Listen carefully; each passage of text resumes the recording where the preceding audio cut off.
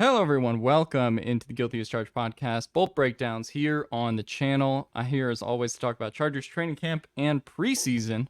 We do have an actual football game on Saturday, and I thought, who better to talk about it than two people who do not live in the continental United States? So I'm here with Lee from Bolt Beat. You also know him from the Touchdown. Lee, how are you doing this evening over there in the UK? 9 o'clock. Yeah, I'm doing good, Alex. Yeah, not too bad at all. Great to join you. Yeah. I want to get into this first. What is it kind of like in the UK right now? I know we talk about football growing every year, but like we really see is like, oh, what were the ticket sales of the games and stuff like that. Has there been, noticeable growth in the game over there? Yeah, I would say so. I would say it's definitely come on leaps and bounds in the past. I'll say 5 years. I think you've definitely noticed. I guess it's a little bit like in the US with like the Premier League, right? Where Hmm. people now you would tilt to just any guy in the street that you kind of meet, not in the street, in a bar, club, whatever, wherever you are at work. A lot of people have like a football team now and watch the NFL, even as a casual fan. So I would definitely say that has happened more and more so over the past, like, say, 5 years or so. And, nowadays, I would say it's a lot of people's second favorite sport to football. Sorry, to soccer, as I should say.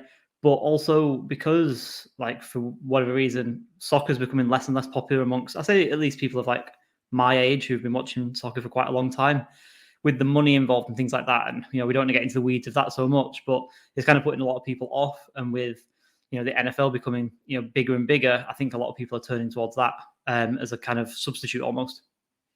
Yeah, I know the Saudi money has been a storyline for a Yeah. bit over in UK soccer. Although the big storyline that I'm concerned with, I am a Chelsea fan to some extent, but I am a little bit dismayed about how they did my boy Pulisic, who grew up about 30 minutes from where I lived. So that I also have to wear rep AC Milan now, I guess.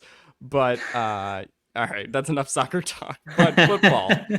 I just wanted to get your general thoughts on training camp so far. You've been doing Mhm. great work over there on Bolt Beat and writing your articles over Thank you. there. So what have just been some of your standouts so far? So I've got a bunch. I mean, I'll start on defense, and I guess like we've got an eye on the game this weekend, right, where football actually returns for the Chargers. But I mean, it seems to be that the training camp has been fairly equal so far. Defense having some good days, offense having some good days as well. The offense, I would say, is been more of a storyline because that's what we all want, right? The bad man has gone, and we've got a new sheriff in town, so to speak, and Kellen Moore's going to hopefully bring us some good things. So I mean, it's all starting with the wide receivers, isn't it? Really. I mean, this wide receiver depth is looking insane. With the six, almost seven deep, with the way that this might shake out. Everyone's looking at John Hightower at the moment. He's making headlines. Hopefully, his injury is not too bad because I know he's Mm-hmm. gone down very, very recently. And thinking, as we kind of move through the preseason, he will hopefully get a lot of looks, a lot of catches, and continue to make the highlight plays that he has done throughout training camp. So he's one to watch for sure. But also, the main trio, I would say, and well, foursome really with Josh Palmer. Although again, got injured just before we were recording today, unfortunately, in the scrimmage or training session that they had today. So yeah, just looking forward to seeing those wide receivers, how they shake out. I wrote about Josh Palmer on Bolt Beat and kind of looking at his role, but just kind of seeing some explosive plays and seeing how that group shakes out would be fantastic, and getting a bit of an eye in over the weekend would be great. Yeah, I mean, I want to see definitely how this group kind of plays out. I would guess probably as of now, Josh Palmer's not going to play in that Hmm. preseason game, considering the injury today. Although Staley said we'll, have updates later on him and what his status is. But the Chargers generally play it pretty conservatively, so I would guess now he's probably out for that game. But Quentin Johnston will most likely play in that first preseason game at least, and then they'll kind of monitors reps throughout the rest of the preseason. I'm really excited to see him. He's already made Hmm. some fantastic plays, but just the thing that strikes you when you watch him is is the foot speed. Like there's nobody on the Chargers that can make those kind of long strides, and for a team that's really struggled with speed, you mentioned John Hightower as well. Having those kinds of guys and potentially Guyton back, whenever he does come off of the pup list, I do think it's a huge advantage for this team going forward. So Yeah, it's great wide receiver depth until you start getting into football, and unfortunately, guys getting hurt. John Hightower, I think, was not at practice today, or was not doing drills. So Josh Palmer obviously got hurt in practice today on a touchdown catch. So we'll have more on that later. Flipping the script, what are some of your storylines on the defensive side of the ball? So I've got a couple, two of the main ones really. I feel again like Kenneth Murray has been getting a lot of positive PR over this training camp cycle so far. You know, you've got Eric Hendricks, who's been talking him up. Staley's been talking him up. I think it was in Daniel Popper's article today, on the day that we recorded, where he's been talking about the running backs versus sort of rushers in pass protection drills, and he was talking about Kenneth Murray having his like best rep so far. I forget who it was against, but you know, I feel like the Chargers almost making Kenneth Murray like a bit of a centerpiece in themselves in the way they're covering training camp, and the kind of beat writers and things like that doing that kind of bit about that themselves. I feel like it's really positive to kind of hopefully be on the cusp of Kenneth Murray actually blooming.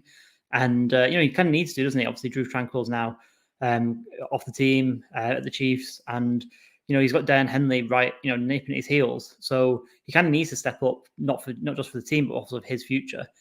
But, you know, the way that Eric Kendricks is talking, the way that he's almost like helping Eric Kendricks come along, which is fantastic with the defense. And their kind of bond as well, I think is really, really positive because, you know, they're bonding over cars and things like that, and obviously being linebackers. So I think that's a lot to look forward to. So again, it's preseason. It's going to be in the next few weeks where it's going to be able to see that product come on the field.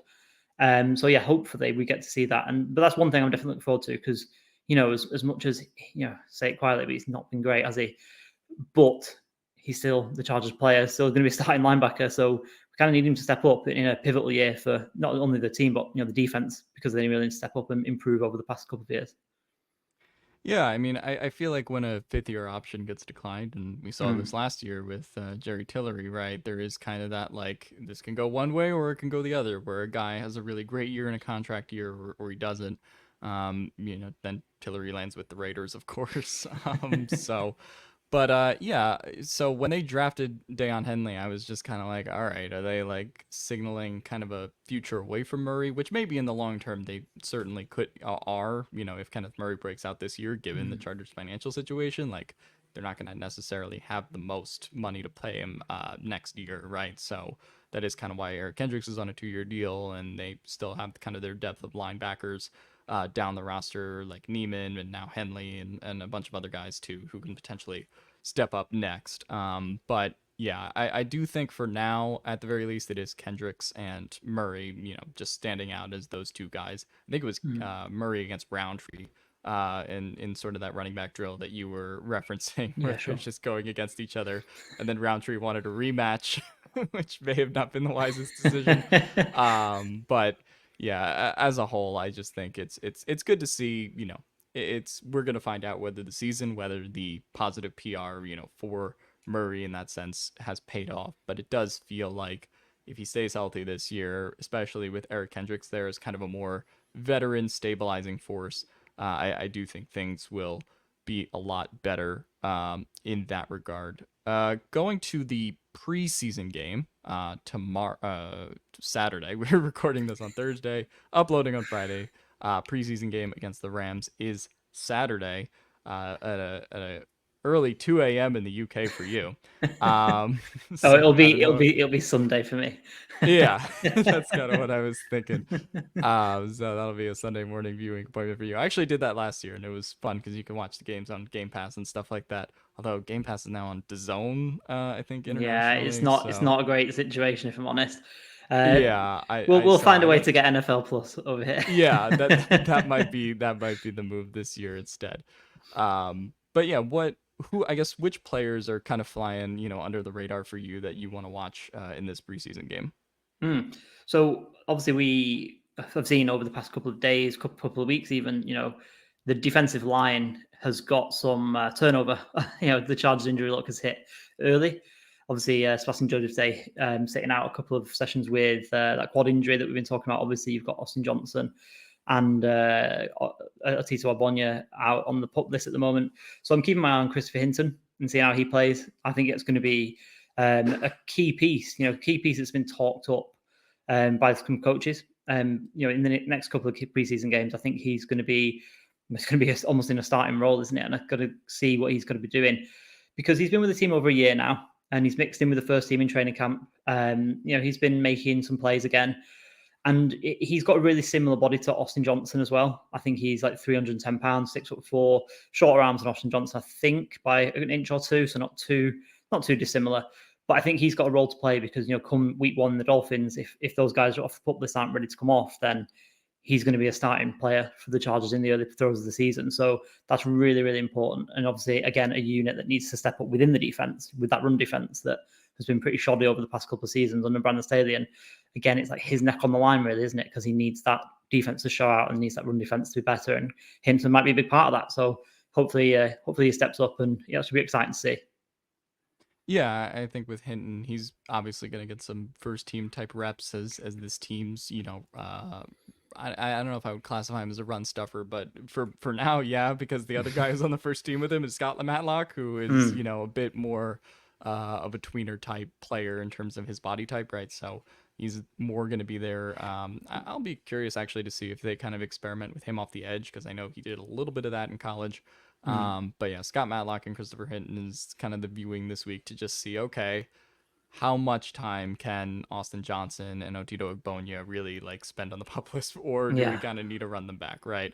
I do think both will be back before the season starts, but you do want to kind of get them into those reps, and I think you would feel a little bit better about giving them more rest if you saw a productive Saturday, at least for Matlock and Hinton. Granted, it is the preseason, so you take it for what it is.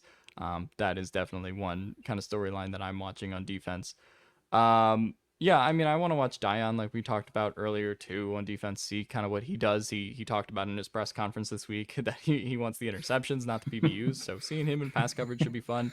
I know we've talked about, or Fickens talked about him as a core special teams player, so he'll be involved in that aspect of the ball as well. But I think the thing that everyone's kind of watching on defense is just to see what this job versus ASJ competition really is.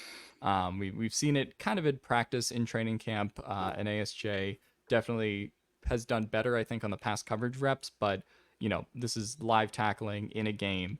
And I think an opportunity for somebody like ASJ, who has been, so-so as a tackler in the past, to kind of make his mark and establish why he should be one of those, the primary slot defender versus, Jaw Taylor, who's obviously that's kind of his more naturalized position, right? So now they're kind of trying to cross-train ASJ in there. So we'll be curious to see how both of those guys show out too. And then in the weeks that follow, how much is Asante Samuel Jr. kind of playing as a result, right? That can be kind of a signal of like, all right, who's really winning this competition for the slot, even though all four corners are going to play. I do think that is a big difference in terms of the rotation, obviously, as to who's starting. So, yeah. And then the other thing is, like, I said this on my podcast with Daniel Wade that I did, but it was just like, it's a good problem to have have this exactly what I was just thinking. Right? And have, guys that aren't hurt now, right? Because, we had to take the over under on, like, especially JC Jackson rehabbing from his injury, that all four of corners play 68 games. Given that it's the Chargers too, right, you would probably take the under, right? So it's probably better to have that depth than not. So I think in that sense, that is, definitely a storyline to watch on defense. The other side of it is, Alex, so just to cut in, just the other side of it as well, I don't think Chargers fans should be like scared of depth, right? Because it doesn't have to be an and or an or, like you just said.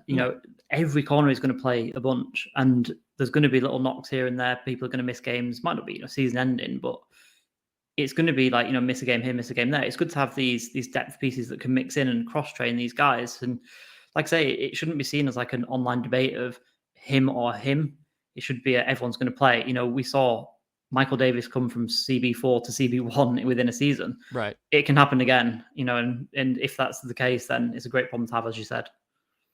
Yeah, no, I mean, I remember when we were talking about last preseason, like, oh, should the Chargers trade Michael Davis? And my reaction, like, all the time was like, no, because, like, okay, what's more valuable, the 7th round pick that you get back, or having him in your rotation on a cost-controlled contract for 2 years, right? At that time. Now, obviously, he's going into a contract year, but it's kind of the same principle with ASJ or Ja Taylor, right? You want to keep as much depth as possible, especially in the modern NFL, especially with the Chargers. And Staley, likes being versatile with his corners, right? I don't think this is the traditional defense too, where it's like you can kind of just get stuck, okay, this player's in this role, but like, if something's not working right, like Staley's not afraid to like make a move and bench players, right? We saw that with JC Jackson last year in that Denver game where Michael Davis kind of then became the CB1, so to speak. And, obviously JC's injury kind of, led to that in the offense and the defense as well. But when you talk about that, it's like, all right, well, if some guy's having an off day, Staley's shown us in the past that he's not afraid to make a move. So I think that that's important for the regular season as far as the depth and cornerback is concerned too. I do have a couple questions from people. Who's a player we kind of talked about under the radar, guys? This comes from Hollywood D. Ramos Jr. 76 on Twitter. Who's a player that we should be on the lookout for that isn't being talked about? Any chance Duggan can win the QB2 job? He asks. I mean, long term, yeah, I would say so. But obviously, with this new rule, they're going to keep 3 quarterbacks, aren't they? The fact that they can have what is it? I mean, these rules always go over my head. But the fact that they can keep an extra guy without you really counting against the 53, is that basically the gist of it?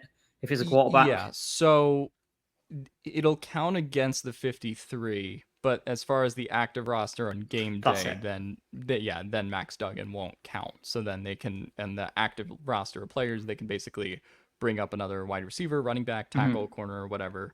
And then Duggan will just be there as the emergency third quarterback. But, still from a roster construction standpoint, like that final roster that we're going to get, at the beginning of September, like Duggan does still factor into that as far as I know, because we've talked about them keeping 3 quarterbacks over Tyron Johnson back in 2021, and the litany of roster decisions that have been there, or 4 running backs, whatever it might be.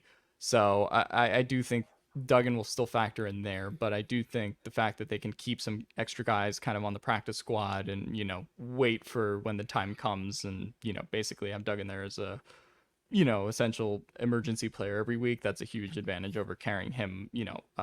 He wouldn't have been active on game day necessarily, but just having him there on game day, but not counting against the roster, that part of it, I think, is a win. QB2, no, because I think, and Brandon Staley kind of said, stick today will pretty much start every preseason game. I don't think Duggan's gonna, really start one from what he said today. It sounded like trying to find the exact quote, but he did say Stick will play a lot and then Duggan will get in there for sure. Last year you had Stick as QB. I think Chase Daniel started the first game, then it was Easton Stick, and then I think Daniel started the third game again. So that was kind of like a quasi competition. But considering they drafted him in the 7th round, considering how slow they are to bring on rookies, generally speaking, too, definitely not, I think, a QB2 type player this year. Easton Stick's on a 1-year deal, and I think then, going forward after this, right, if you just want Duggan on that cheap rookie contract for 3 more years, like as the QB2, and if he develops a little bit more, kind of fills out that frame, then that could be kind of a situation down the road. But I think right now it's pretty comfortably Stick's job. As far as player not being talked about, I want to mention Foster Sarrell, because I think that, like, yeah, his role is going to be pretty pivotal because like now that Jamari is starting on the offensive line, they can't really do like the whole, I mean, they can do the kick out if Slater or Zion gets hurt, but it gets harder because then now you have a hole there as opposed to just promoting Jamari to the offensive line and starting him. And he's worked with Duke Manyweather and Trey Pipkins and Rashawn Slater in the offseason, so I want to see if he is kind of improved. We did see him, he did not have the easiest job last year going against Nick Bosa and Jalen Phillips and just, edge rushers that are just going to punish you with their speed. But I do think this is, kind of the, season where we can see how much he's improved, I guess, working with offensive line mastermind Duke Manyweather. I really am curious to see just how much he, the reaction time and everything we see with the offensive line. I'm sure Steven will be all over that after the first preseason game and talk too much about it. But I will be curious just to see how he performs. Presumably, I would guess he's a starter on Saturday, considering they're not going to play Slater and not going to play Pipkins, I think, almost certainly. But yeah, that's a player that, like, because if Slater or Pipkins goes down, like, it could certainly turn into something else. With Foster Sorrell, if that does turn out that he is a general good depth lineman, then Duke Manyweather, magician, because he's been a lineman that we've been fearing as Chargers fans, stepping onto the field. And if he becomes a serviceable backup and a guy that can come in as a genuine swing tackle, then man, just send him all the money. Yeah, no, hire him. Duke, make him a Charger officially. Yeah, exactly. He's kind of worked in like it feels like an unofficial capacity for the Chargers, but like just sign him, pay him Herbert money, like whatever you got to do to bring Duke in if he turns Foster Sorrell into a serviceable NFL tackle. That would be great. Can I jump in with my player that's not being talked about before we move on? I kind of on the same sort of thought train, really, in terms of both those kind of questions, in the fact that I was going to kind of muse, like some people have, about Max Duggan, Easton Stick being used in the run game. And my kind of thing to watch, generally speaking, and positioned group to watch is the tight ends, especially in the running game. So my under-the-radar player might be someone like Stone Smart. I really want to see how this 12 personnel is going to work out, because we heard Staley's quotes about Trey McKay, and they weren't very convincing, to say the least. It was definitely let's figure it out. We know that Donald Parham is a reasonable blocker, especially with his height and his sort of lack of leverage advantage that we'll have. Trey McKay, obviously a massive question mark. Can Stone Smart then step up and take this role as his own, as the second tight end in the 12 personnel, sort of, because Jared Everett is probably going to be the de facto starter no matter what, gives them that flexibility. So yeah, he'd be one to watch in terms of that position group, and also as a player who might be flying under the radar a little bit, because he gets mentioned in dispatches, a little bit here and there. He makes a play here and there that gets talked about at training camp, but we'll hopefully see in the game that he'll do a little bit more. Yeah, I mean, I hope for Trey McKinney's sake that he's better than what Brandon Staley's quote kind of made him out to be. I think it was Tyler who was at the scrimmage who did say he did make a game-winning catch, so to speak, in the scrimmage that set up a field goal. But yeah, I mean, Trey McKinney was a bottom 5 run blocker last year, which is a problem. Which is when that's supposed to be his thing as well. More, we could talk about the Lombardi scheme, but like the Kellen Moore scheme, even more so, relies on 12 personnel and blocking and all of that kind of stuff, and is more dependent on that because it's trying to get shots downfield, trying to kind of expose those gaps in the run game, right? So if you can't block, then that's going to be a problem. He was a bottom 5 run blocker last year.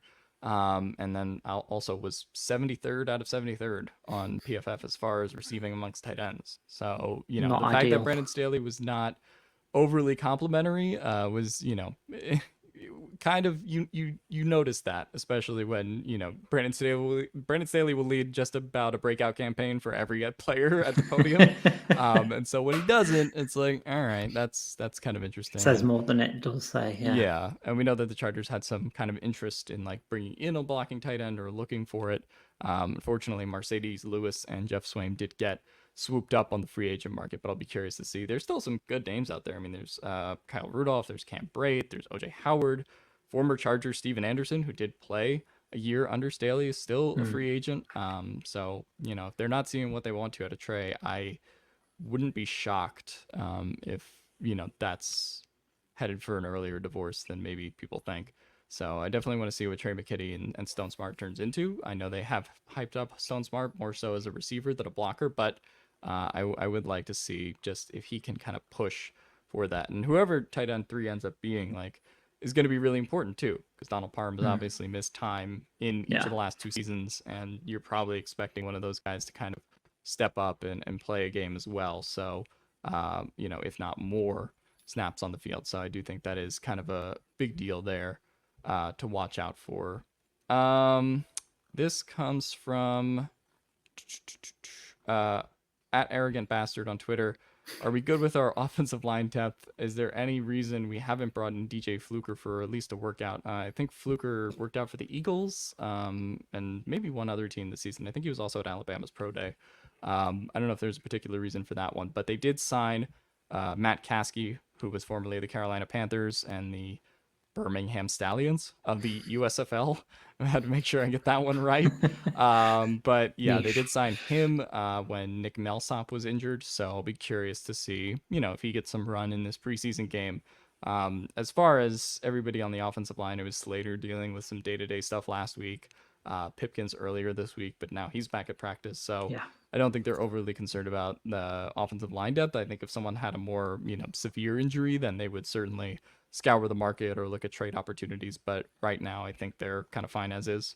Yeah, they seem to really like Zach Bailey as well, and obviously Will Mm-hmm. Clapp stuck around on this roster for quite a while. So with the starting five, which I feel like every Chargers fan is absolutely ecstatic about at the moment, Yeah. because it's probably about as good of an offensive line as we've seen in recent memory, if not going back into deep into Philip Rivers' time as quarterback. Plus 2 or 3 guys that making out the depth that we've mentioned already tonight, then I think we're doing okay. We can't have catastrophic injury luck every year, right? Question mark at the end of that Yeah. statement. Yeah, we hope not. But yeah, I think the fact that they have talked up Sarrell and Bailey, as potentially certainly being on this roster or one of those guys in the practice squad, like those guys are going to be important. So I'm curious to see again how they do in the preseason as well. But as far as like free agent signings, I don't think there's any need to necessarily go down that road yet. Um, this one comes from @RyanFleets on Twitter. Can I get a Quentin Johnston year one projection? I bet on him going over 600 yards. So what would you think there? I guess over under 600 yards for Quentin Johnston. I want to smash the over on that. I'm optimistic. Yeah. I know there's a lot of mouths to feed in this offense. The 4 main wide receivers, and obviously we talked about John Hightower, we've got Austin Eckler, Gerald Everett, and all the tight ends that we've just been talking about as well. But I would like to think that there'll be an increase in overall yardage, especially from last year when Justin Herbert was obviously injured. And I feel like you kind of touched on it earlier on, but he's going to bring us that run after the catch opportunity that just hasn't existed, should I say, in the previous iterations of Justin Herbert being on the Chargers. So him being able to create his own opportunities and own yards and not have to rely on Justin Herbert to do like 100% of the work, I would be optimistic that he would go from on 600 for sure.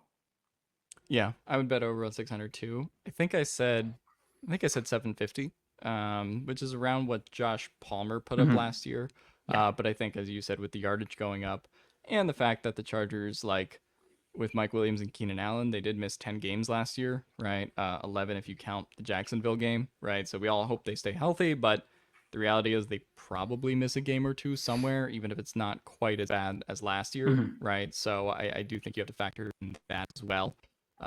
So for me, I do have QJ going over, especially because kind of the explosive nature of his game too. I think if he was kind of a Josh Palmer type of player where it's just like essentially like catch the ball and go down, right? But we're excited for more what he can do after the catch too, which is obviously gonna, when we talk about your yardage, is gonna be a bigger plus than some of the other things that other receivers can kind of offer. So I think that's gonna be a big thing too in terms of forcing his tackles and all of that.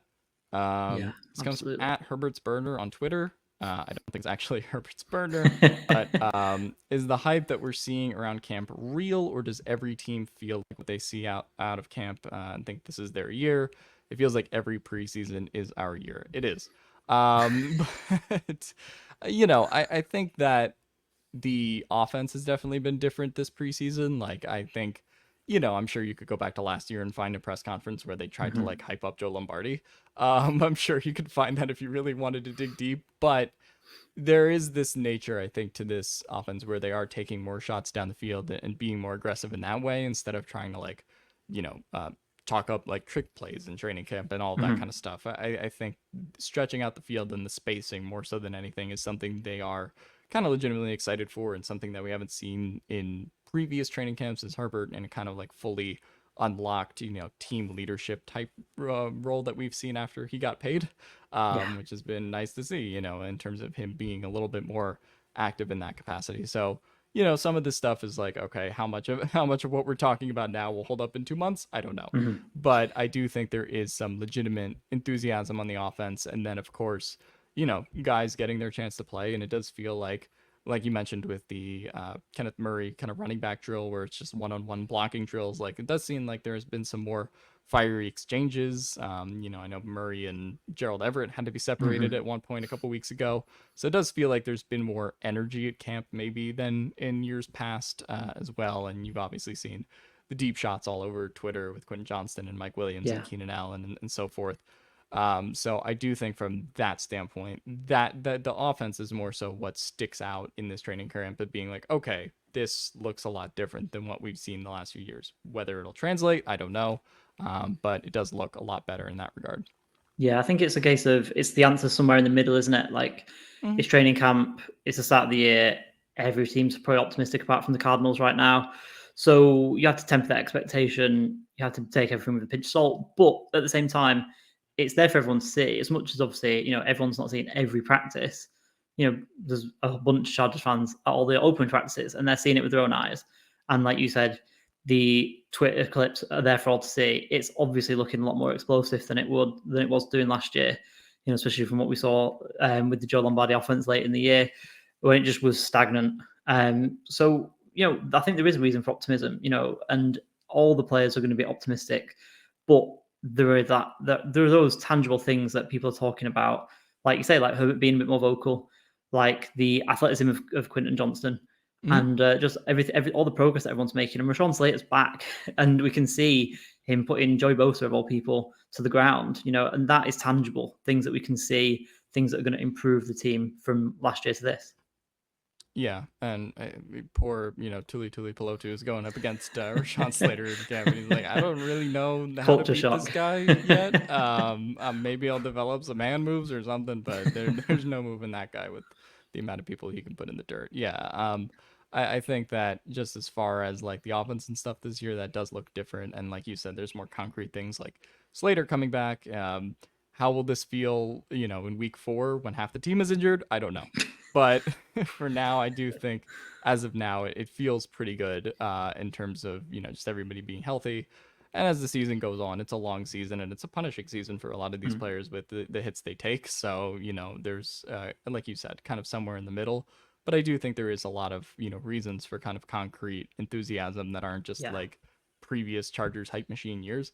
Not to mention, like, I don't think the media is still like in on this team after the Jacksonville game, right? Yeah. So it hasn't been quite that hype machine. It's just been more, hey, what are the local beat writers seeing, in camp and us Chargers fans talking about it rather than all the national media picking us to go to the Super Bowl or something. Yeah, so for sure. I do think that's been, part of it as well. I don't think that's necessarily a bad thing, though. Like, yeah, I'd prefer not to win the off season every year because I'm a positive Chargers fan. I'm a positive sports fan. I get drawn into I have been in the past. I've got drawn into the hype and thinking, oh yeah, I think we can really push the Chiefs this year. This year, I'm not buying anything. I'm just like, no. When I see it, I'll start to get really excited, and I don't think that's a bad thing for anyone.